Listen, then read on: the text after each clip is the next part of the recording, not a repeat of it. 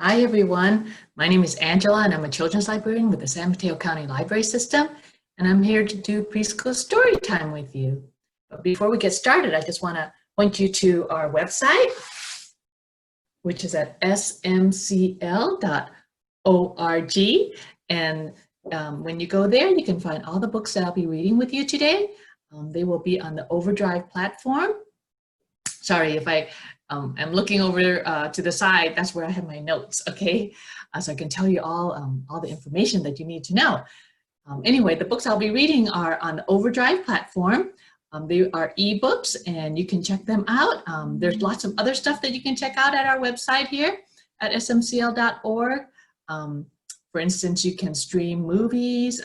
You can get audiobooks, which are books that they'll read to you, or you can read with them.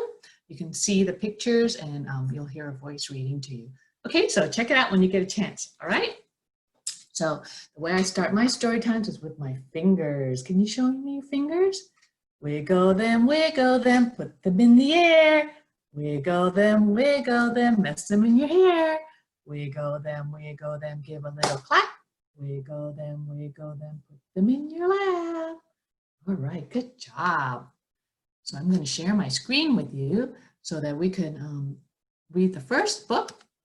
And this one is called Thank You, Oh Moo. All right, and there you can see on the cover, there's a woman. She's holding a bowl and it smells good. So it seems like it's something to eat, right? And this book is by Olga Mora and read with permission, Little Brown Books.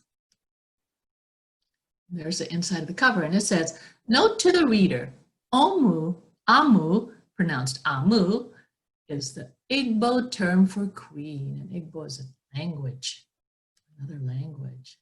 Amu. So I have to remember, that's how you say it. Thank you, Amu. There's a title page. On the corner of First Street and Long Street, on the very top floor, Amu was cooking a thick and red stew in a big fat pot for a nice evening meal. She seasoned and stirred it and took a small taste. What a delicious stew, Amu said. Tonight's dinner will surely be the best I have ever had. So there you see she's stirring her pot. And here's, what are these? Do you know what this is? This is like the smell going out of the window. All right, and here you see some, looks like tomatoes. Alma put down her spoon and went to read a book before supper.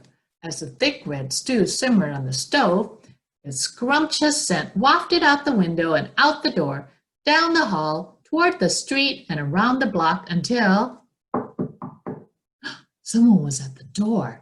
When Alma opened it, she saw, look there, here's her building, and there she is reading. There's a little person there with a truck or a car. There was a little boy. Little boy, Amu exclaimed. What brings you to my home? I was playing with my race car down the hall when I smelled the most delicious smell, the little boy replied. What is it? Thick red stew. Stew, he sighed. That sure sounds yummy. Amu thought for a moment. She was saving her stew for dinner, but she had made quite a bit. It would not hurt to share. Would you like some? The little boy nodded. Can you nod too? Yeah. And so Amu spooned out some thick red stew from the big fat pot for a nice evening meal. Thank you, Amu, the little boy said, and went on his way. With that, Amu closed the door and went back to her book. As she read, her thick red stew scrumptious scent wafted out the window and out the door, down the hall, toward the street and around the block, until someone was at the door. When Amu opened the door, this time she saw, who do you think she saw this time? Well, there's the boy with the bowl of stew. This looks like a police officer. There's a yellow bus. There's a bus driver. A police officer. Ms. Police Officer, Amu exclaimed. What brings you to my home? I was on duty down the street when I smelled the most delicious smell, Ms. Police Officer replied. What is it? Thick red stew. Ah, stew, she said, and her mouth watered. That sounds mighty tasty. Amu thought for a moment. There was still enough to share. Would you like some? The police officer nodded. Again, Amu spooned out some thick red stew from the big fat pot for her nice evening meal. Thank you, Amu, the officer said and went on her way. There's Amu spooning out some for the police officer. Isn't that nice of her to share? Yeah, that's a nice thing to do, right? And so for the second time, Amu closed the door and went back to her book. Sure enough, as she read, her thick red stew scrumptious scent wafted out the window and out the door, down the hall toward the street and around the block until... I bet you can guess what's going to happen now, right? Knock, knock, knock. Again, someone was at Amu's door. This time when she opened it, she saw... So what do we have here in this picture? Here's the police officer with her bowl of stew. This is a hot dog guy. He's selling hot dogs. And here's a construction worker with a hard hat on. Who's at the door now? Oh, it's the hot dog vendor. Mr. Hot Dog Vendor, Amu exclaimed. What brings you to my door? I was selling my hot dogs down the block when I smelled the most delicious smell, Mr. Hot Dog Vendor replied. What is it? Thick red stew. Ooh, stew. The vendor licked his lips. Can you lick your lips? That sounds quite delectable. So Amu spooned out some thick red stew from the big fat pot for a nice evening meal. Thank you, Amu, the hot dog vendor said and went on his way. There's his bowl right there. Throughout the day, people from all across the neighborhood knocked on Amu's door. She fed a shop owner, a cab driver, a doctor, an actor, a lawyer, a dancer, a baker, an artist, a singer, an athlete, a bus driver, a construction worker. Even the mayor stopped by. And each time they knocked, Amu shared. Wow, that's a lot of people to share your stew with, right? She must have a lot of stew. Anyway, let's take a moment to look at this picture. So who do we see here? We see the bus driver. There's a taxi driver. Here's a baker. That might be the doctor there. And who's this? A basketball player, the artist, a singer, construction worker. Here's the little boy. This, I don't know who this is, just another person walking by. Maybe that's the actor. Soon the sky darkened, the street lights brightened, and it was finally time for dinner. But when Amu opened her big fat pot of thick red stew for her nice evening meal, it was empty. Oh no, she gave it all away. Amu sniffled. There goes the best dinner I ever had. Sorry and blue, she sat at the table with her empty pot until... Knock, knock. Who could that be? Amu wondered. When she opened her door, she saw... Who do you think she saw? The little boy? There's a little boy. The police officer? There's a police officer. The hot dog vendor? The shop owner? The cab driver? The doctor? The actor? The lawyer? The dancer? The baker? Why, everyone she fed today was at her door. I'm sorry, everyone, Amu sighed. My thick red stew is all gone. I have nothing left to share. The little boy tugged at Amu's sleeve. Don't worry, Amu, we're not here to ask. We're here to give. What do you think they're going to give her? Let's see. The police officer carried in a fresh salad. Ooh, here's the salad right there. The mayor entered with a roast chicken. There's the chicken. The baker brought a collection of sweet goodies. You see them? Right there. Even the little boy presented Amu with something special in a shiny red envelope. Here's a shiny red envelope.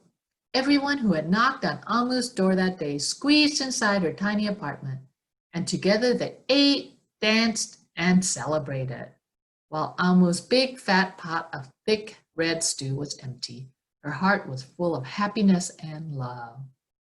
Oh, wasn't it nice that everyone brought food and they had a party? Like parties. Do you like parties? Yeah. That dinner was the best she had ever had. And what's inside the red envelope? It says, "Thank you, Amu." It was a thank you card. All right, and that was the end of the book. So what do you think? Was that a nice story? And that's the back cover. Yeah, that's the back cover. Oh, and here, this is the author, Ogamura. I think this is, she looks like a little girl here. Maybe that's an older picture. I don't know. Or maybe a young girl wrote the book. Would that be something? I bet you can write a book too. I bet you can tell lots of stories, right? Maybe you can have someone help you write it down. That would be fun. All right, so we have this song because that was about stew. So I have my pot. Okay, here's my pot, and I have a spoon, and the song is called "The Stew is Boiling Up," okay? So we're gonna stir it, and maybe you can pretend with me, or if you have a pot, you can use it. The stew is boiling up, the stew is boiling up. Stir slow around we go, the stew is boiling up. All right, so the first thing we're gonna put in there are, you know what this is? Onions. Well, normally we would cut them up and put them in, but I need a picture of a big onion so you can recognize it. Okay, so we're gonna throw that in. We're gonna fry them, okay? First we fry the onions. First we fry the onions. Stir slow around we go. The stew is boiling up. All right, now we're gonna add, what are these? Carrots, right? Okay, we're gonna throw them in. Now we add some carrots. Now we add some carrots. Stir slow around we go. The stew is boiling up. All right, what else are we gonna add? So I also have, you know what these are? Tomatoes. Throw them in. Now we add tomatoes. Now we add tomatoes. Stir slow around we go. The stew is boiling up. All right, let's see what else we can add. What else do I have over here? You know what these are? Potatoes. And we probably cut these up too. I think everything we would cut up. Anyway, so let's throw them in. Now we add potatoes. Now we add potatoes. Stir slow around we go. The stew is boiling up. Okay, what else can we add? What are these? Do you know what these are? Peas. Throw them in. Now we add the peas. Now we add the peas. Stir slow around we go. The stew is boiling up. All right, now we have all these things in our pot. I don't know if you can see that. All these things in our pot. What do you think? Do you think that's a good stew? That sounds like a yummy stew, okay? Still sing that first verse one more time. The stew is boiling up. The stew is boiling up. Stir slow around we go. The stew is boiling up. All right, yay. Did you make a yummy stew? Maybe add some salt, some pepper. That would be yummy. Okay, let's get on to our next book. This one is called, let me share my screen, Bedtime Bonnet. And this is by Nancy Reed and illustrated by Neka Myers. That means that illustrated means she made the pictures, okay? So here we have, this is read with permission from Random House. So here we have a little girl, looks like she's in bed and maybe that's her mama kissing her to go to sleep, right? Because it's called Bedtime Bonnet after all. Here we go, there's the inside cover.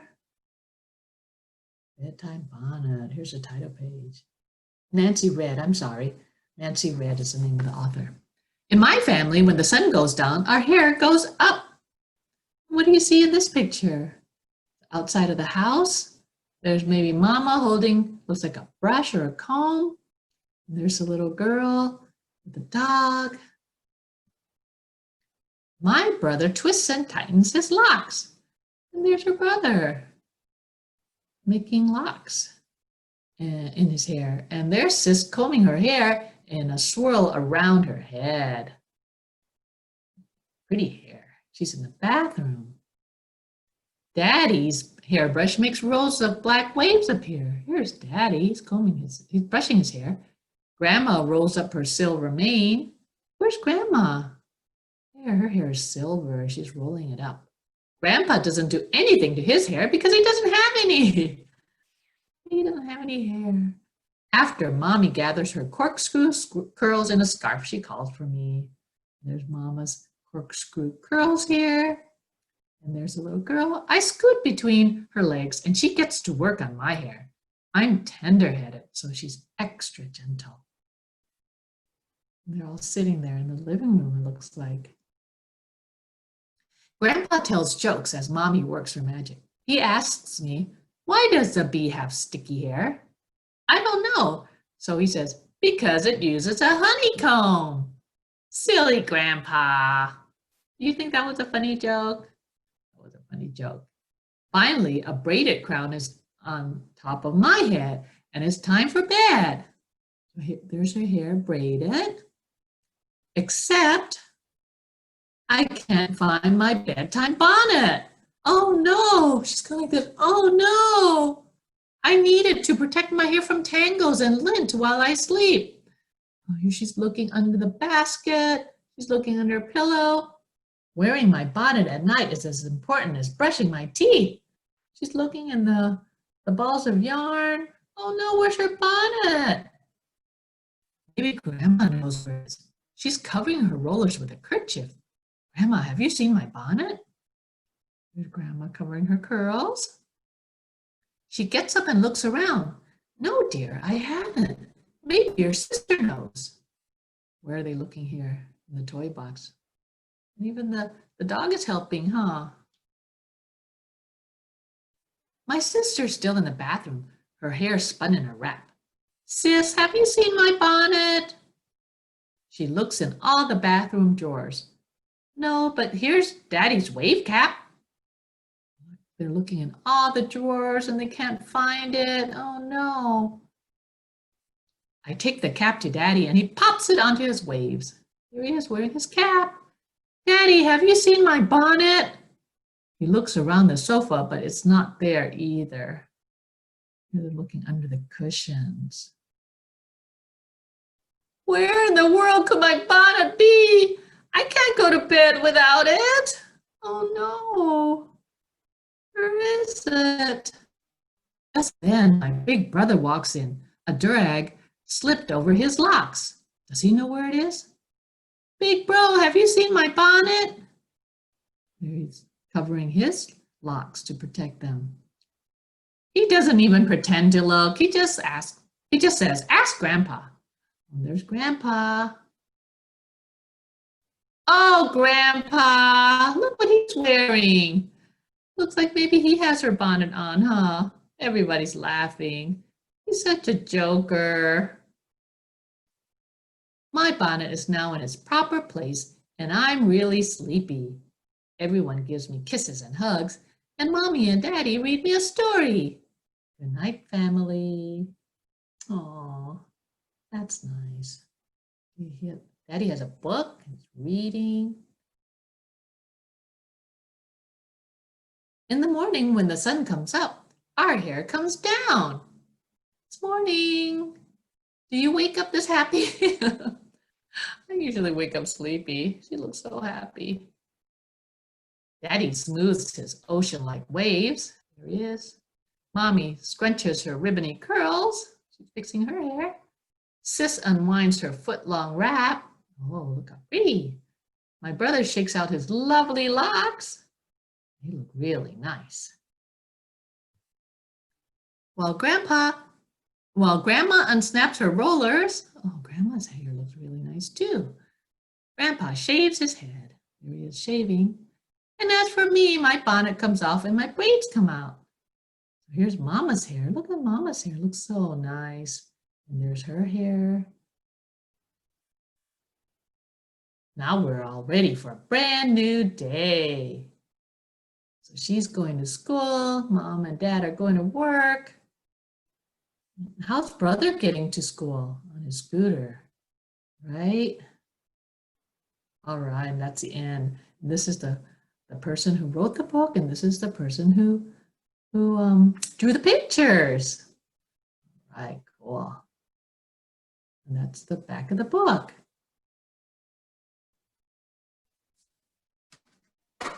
So do you do stuff to your hair before you go to bed, or maybe when you get up in the morning? Yeah, so this next one is called If You Love Your Hair. And this sounds a lot like If You're Happy and You Know It, okay? If you love your hair and you know it, we're gonna start with a brush. Give it a brush. If you love your hair and you know it, give it a brush. If you love your hair and you know it, then your face will surely show it. If you love your hair and you know it, give it a brush. All right, so some people brush their hair. So that's what that is. All right, so we're gonna pretend like we're making braids. Do you know how to make a braid? Well, we can always pretend. We can just kind of twist it around, okay? If you love your hair and you know it, make braids. If you love your hair and you know it, make braids. If you love your hair and you know it, then your face will surely show it. If you love your hair and you know it, make braids. All right. Maybe you can practice braiding later. All right, now we're going to maybe put a scarf over it. So I have my scarf here. If you love your hair and you know it, put on a scarf. If you love your hair and you know it, put on a scarf. If you love your hair and you know it, then your face will surely show it. If you love your hair and you know it, put on a scarf. All right, good job, guys. How about maybe we might want to shake out our hair? You guys ready for that? If you love your hair and you know it, give it a good shake. If you love your hair and you know it, give it a good shake. If you love your hair and you know it, then your face will surely show it. If you love your hair and you know it, give it a good shake. Oh, shake that hair. Hope you didn't get dizzy. All right, and because that book was about a bonnet, we have to do a bonnet, right? If you love your hair and you know it, put it in a bonnet. If you love your hair and you know it, put it in a bonnet. If you love your hair and you know it, then your face will surely show it. If you love your hair and you know it, put it in a bonnet. All right, good job. Good job, everyone. Yay. So that was our last song. I'm gonna sing our closing song. Open our hands. Open and shut them. Open and shut them. Raise your hands up high, high, high. Open and shut them. Open and shut them. Time to say goodbye, bye, bye. Well, I had a lot of fun, and I hope you had fun. Before we actually really say goodbye, I want to remind you that our summer learning program is still going on. And if you've been reading, like I did today with you, you can put it on a log. You download your log from this website, www.summerlearners.org, okay? And because you were listening to this story time, you can add 20 minutes. And when you're done with that, you can get a chance to win a $1,000 scholarship for college, okay? All right, so check this out. Keep on reading. You can also find a schedule of all our programs at our website, the one that I showed you earlier, smcl.org. And there'll be more story times coming too, okay? All right, so my name is Angela, and this was Preschool Storytime, and I'll see you next time. Bye-bye.